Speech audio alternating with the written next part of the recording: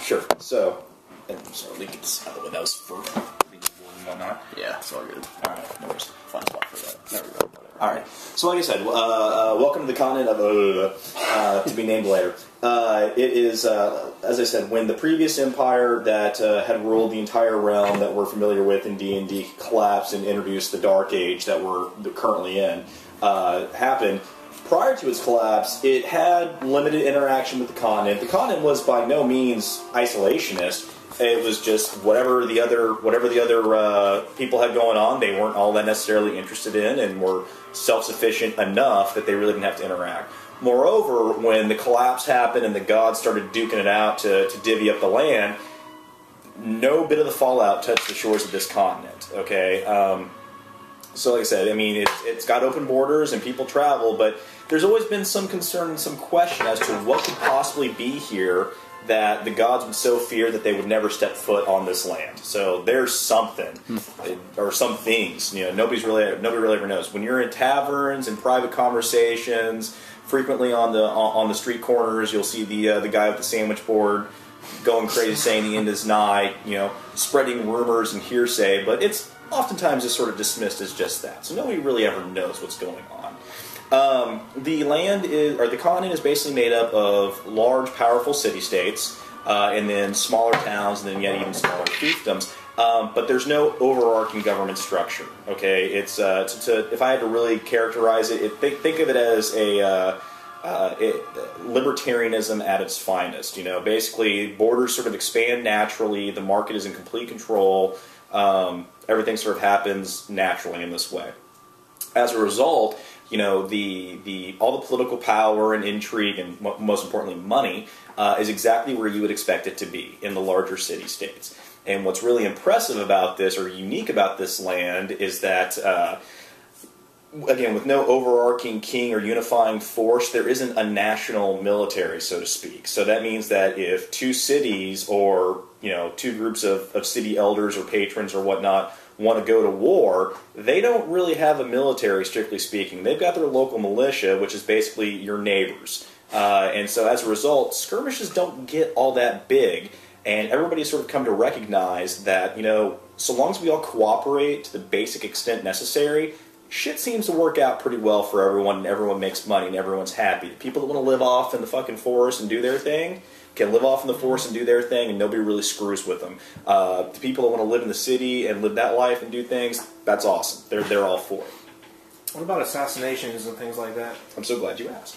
So the basic gist of the land is sort of this: since there isn't open, symmetrical warfare conducted in the traditional sense that we're used to seeing in the other realms, or that we, as players, were familiar with in other realms, wars are conducted in a very private and quiet fashion. If you think of The Godfather, the movie The Godfather, like especially the second one, like you've got the right idea.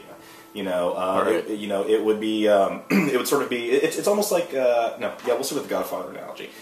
Instead of sending an entire army to go raid a town and level it, you might see a crack squad of shock troops just happen to, very quietly, or you might hear a tell of, some patron, some don, or lords as we'll call them in this game, isn't in very good health. All of a sudden, no one really knows. Some ground glass. No one really knows why he did it.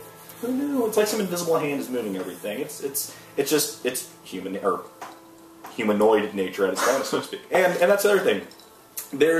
I wouldn't go as far as to say that there's racial unity or harmony among the races, but they're all there, and again, they've all got their things, and nobody really steps on anybody's toes. Now, you guys are going to wake up you guys are going to find yourselves in the land of Norin. Norin? How did I spell it in the email? N-A-R-I-N? I don't remember. N-O-R-I-N? Yeah. I named it after the Solar Surfer. Norin, Norin Red is his name. So the land of Norin. And what's nice about the land of Norin is that it's a nice, large coastal city. It's probably one of the richest of all these city-state provinces. And the rich have gotten as rich as they can, so much so that a healthy, vibrant middle class has emerged. And as a result, this city is making gigantic leaps in art and in magic and in this newfangled thing called science that we'll learn a little bit more about. So that's what makes this place kind of awesome. But also makes it a very fun port of call. Also means that if you really want to find some stuff going on in the darkest corners of this place, there are dark corners to plunge in and do things if you're the unsavory type. No one in this group fits that description. So after a rollicking night of enjoying what the city has to offer, you all wake up in a drunk tank. The administrative Reeves, Reeve, singular, is a magistrate or a judge. It's a good old-fashioned Scottish term from the Ruth Realm. You wake up in the drunk tank. So apparently you enjoyed yourself so much that you did something that got you there. All right, so why don't you go ahead and position yourselves in the drunk tank here. Let's see here. I'm putting Dorian next to his sister. One of these guys. If you have a way of saving that file and emailing it to me, I would love to watch that just to see how I did here. I might just throw it up on like YouTube or something like that, and it makes it easy to pass it around. All right, good deal. All right, so you guys are all basically in various states of passed out. I got a question though about are there any thieves guilds around that maybe one can join possibly later? Tell you what, this is a good time to do a skill check. Roll an arcane knowledge. All right, let's see here. For both our characters? Yeah. All right. For any character, it would be appropriate. And what would I have to counter roll to make sure that you make, or what would I check on? Well, this is more where you make a kind of judgment call. Like if you decide this is really hard, then it should be higher. So let's see here. You said this is now what, Arcana? Yeah. All right. 13. Okay. Brick's terrible one. He gets a 5, and for Brunhilde, man, she's actually got Arcana. so he makes a 13 plus 14 for the other one. And 16. 16. Which character made 16? Brunhilde. Brunhilde. Sister, yeah. Brick is good. Brick evidently goes. I'm just a thief. I like to steal shit. Doesn't really know anything else. Brunhilde has heard whisperings and whatnot of several different competing clans or guilds, so to speak, of thieves, of assassins, of magicians, and other things that often compete and vie and bid for jobs with some of the local lords. And however, introduction to these is not easy to come by, and more often than not, to get introduced can cost you in many different ways. But good call. So nice. So I guess we can assume that Brunhilde's ambitions are to find her way to an introduction of one of these to membership to this one of these elite clubs by any means necessary. So with that, you guys are all sort of stumbling or sort of coming awake when all of a sudden you see passing through the bars, you see a well conservatively dressed man enter the room, and right behind him, and enters next to him, a very, very large man. Go ahead and roll a Initiative. We don't need initiative here. Go ahead and roll. Actually, yeah, just for shits and grins, go ahead and roll initiative. All right. Oh, 20 plus 2 for... So Sundari's got 22, because he lucked out. Shit. 27. And 17 for Brick. Okay. Just in case it's necessary in this level. Who knows, somebody might just throw a punch for no reason.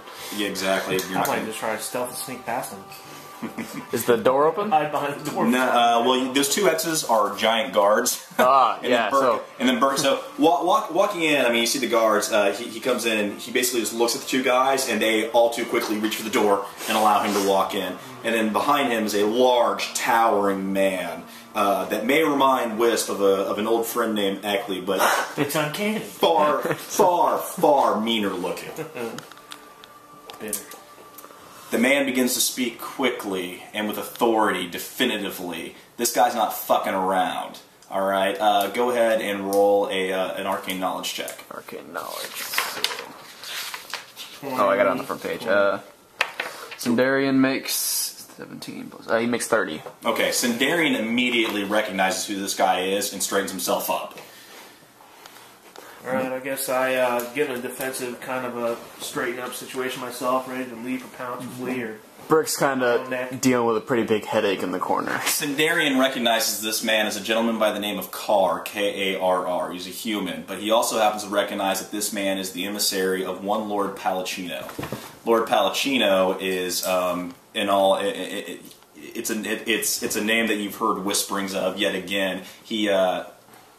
His face is rarely seen in public light. However, many incidences are in some way connected to this man and to the House of Palacino. It's a very well respected banking regime within the city states. They seem to have their finger in many pies. So if this guy is addressing all of you in a dungeon or in a drunk tank, you know you fucked up. Oh no. You know who I am? Yes, sir. You know who I represent? Yes, sir, I do. So you must recognize that this isn't so good for you right now. I'd like some more information on exactly what I did last night. It's kind of hazy. What you did last night is not my concern. What you've done in the past, however, is there's a question of a missing cart full of gold and weapons that has your name all over it. You, Mr. Wisp, or you, young man Wisp, I must say, I was quite impressed to find out that a cart full of swords and other arcane magic weapons that were heading for my employer's furthest outpost and other associates magically disappeared, only to find their way turning up in other markets. And you, ugly lady, the things that you may have been associated with happening to other representatives of my employer, we do not take kindly to. Some form of restitution must be made, or else. You recognize that you're in a very sticky position here, so I present you really with little choice. My employer has a job for you, for which if you complete this, you will be well compensated, and your markers will be cleared. Do not, and we have ways of making you vanish. Brunhilde starts straggling her beard, straightening it out a little bit, trying to, do her lick her unibrow, make sure she's looking a little more presentable. Brick's kind of paying not a whole lot of attention, just kind of throwing up in the corner. Wisp decides to say, "Can you be more specific? There's so many carts of weapons that I've stolen and distributed, I really don't know." And then he just looks down at the ground. Son, I am disappointed. So, do you take the job or not?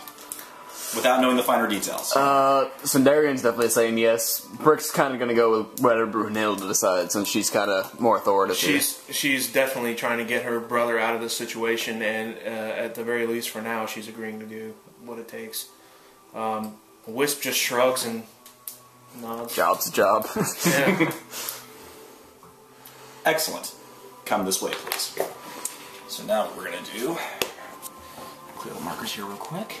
Take your characters. Alright.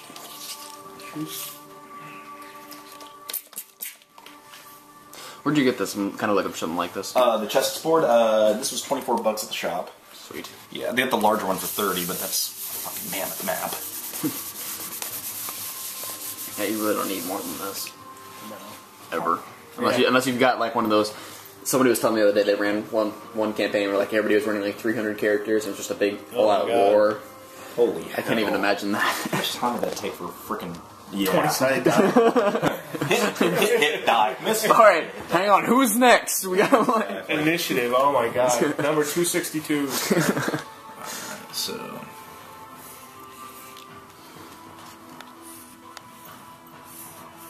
I like this station you got set up. Thanks, man. For like Inception and Halo? yeah, I've heard Inception, Halo, just about everything. Yeah, it's just the Film Scores channel on Pandora. Yeah.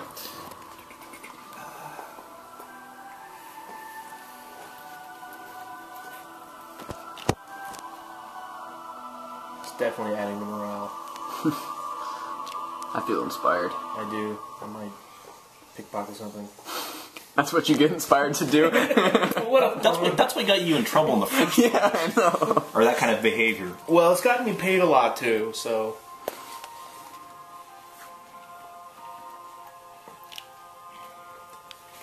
At least there's no wolf growling at me this time. Oh man, I wish I had my wolf just to throw into all the traps again. I'm telling you, that's what they're good I for. told that story to somebody last night, by the way. I'm going to be doing that with my lion like all the time. That's my new way of finding out what happens when you go in that room. Call him bad luck. Alrighty, and where's my other... Alrighty, so... So we're not happy with X's. X's usually mean big, burly guards.